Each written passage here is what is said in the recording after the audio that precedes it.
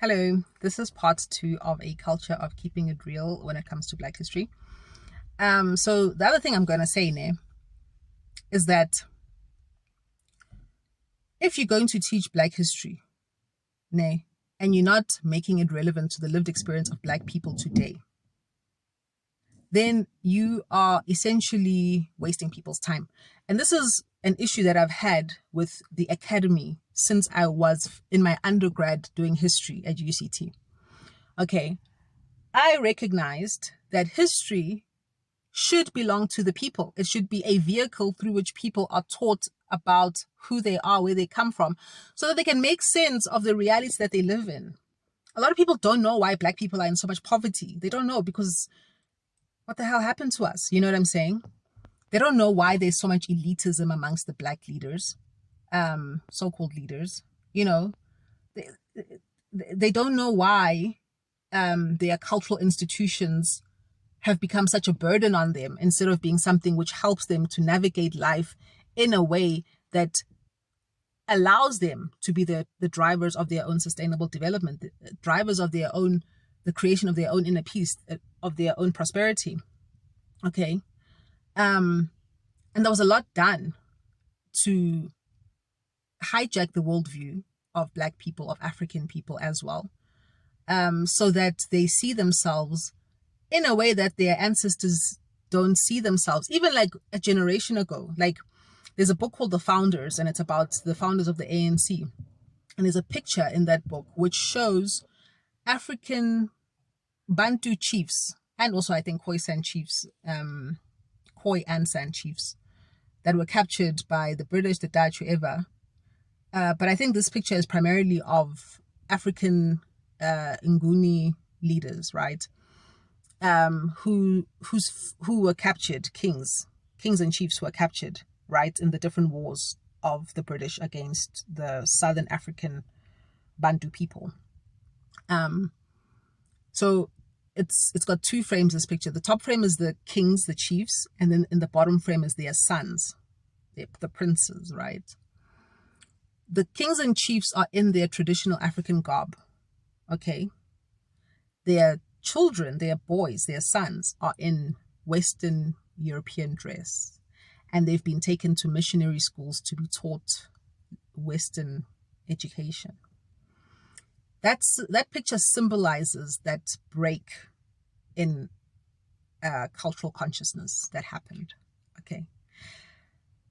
And in many respects, they were indoctrinated into believing that because they were defeated by the West, that somehow the West was morally superior to Africa. Okay.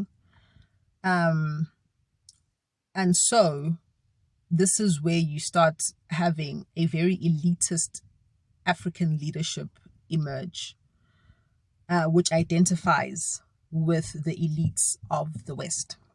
Okay.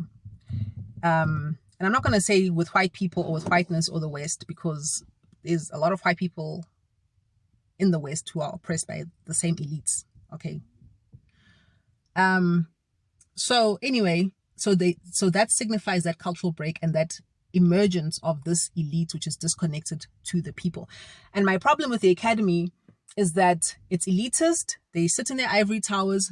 What they teach does not materially apply to the lived experience of the majority of the people of this country: Black, white, Indian, colored, whoever, everyone, Khoi and San, etc. Okay, it's there to promote them as highly educated intellectuals who are influential and have the ability to tell government how to construct policy. But most of the time, that policy is not beneficial to the ordinary people of this country. Okay, so I had an argument with my professors at UCT, and I told them, I don't think y'all are doing anything for the people. I mean, who do you reach? Your language is so dense. It's so full of jargon, right? That it's impenetrable and inaccessible to ordinary people. And yet people need to know this stuff that you're teaching. They didn't like that. They told me I don't understand what I'm supposed to be doing there. Whatever, sharp. But my problem is that a lot of the people who have this knowledge are not making it relevant to the lived experience of Black people. And so they have their beautiful seminars and workshops and whatever at their universities and whatever country clubs, angazi, whatever, right? Talking about African knowledge systems. But how are you making those African knowledge systems relevant to Unkosnati Wagwa Ngwane, who lives Eskawin? How are you making it relevant to him? How is it helping him to navigate his everyday life? Because that's what culture is supposed to be the foundation of your everyday life. Okay. They are not doing what leaders are supposed to be doing. And what leaders are supposed to be doing is articulating the needs and aspirations of their people and guiding them towards adopting processes and mindsets that will allow them to achieve those goals and realize those aspirations. They're not doing that. African cultural institutions in this country and around the world, around in Africa, and Black cultural institutions from around the world primarily remain in the pre-colonial time. They're in a time warp. I've talked about Lobola before and how our elites have let us down by not bringing it into the 21st century. This applies to all cultural institutions of African people, of Black people around the world. They are in the pre-colonial time. This is why it then becomes very difficult to make African languages lingua franca, languages through which commerce takes place. Because the culture that those languages signify, because language is the primary signifier of culture, the culture that they signify is remaining in the 1800s. That culture, those cultural systems need to be brought into the 21st century. Okay, then that language will be able to signify a worldview which exists in the modern day and which is grappling with the reality of the post-colonial system, the post-colonial political, social, and economic systems which were built by the colonial rulers who governed our land for however many decades and centuries.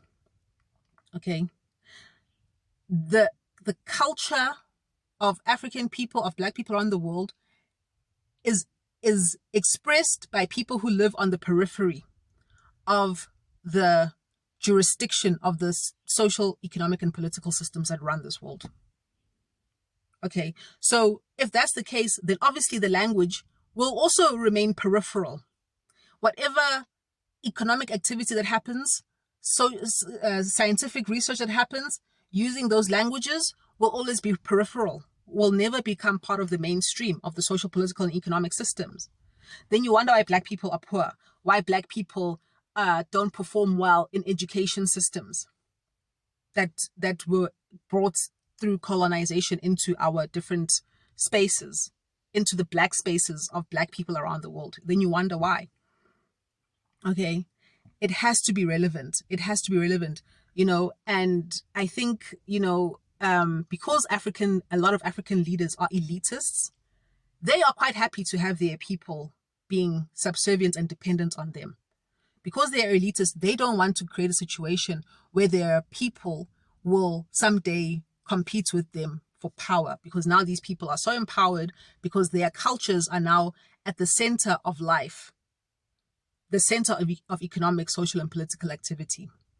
There are those leaders who are real leaders, not elitists, but true leaders who are seeking to, for example, influence the Constitution of South Africa so that it actually represents the culture of African people and the legal systems of African people based on the Ubuntu observational maxim that a person is a person because of and through other people.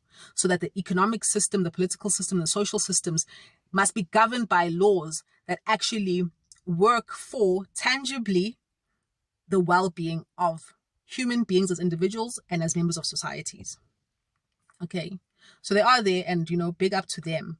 But I'm calling out the elites in the academy and the elites among us who use their knowledge of African culture to make themselves appear more superior to their fellow Black people. Thank you.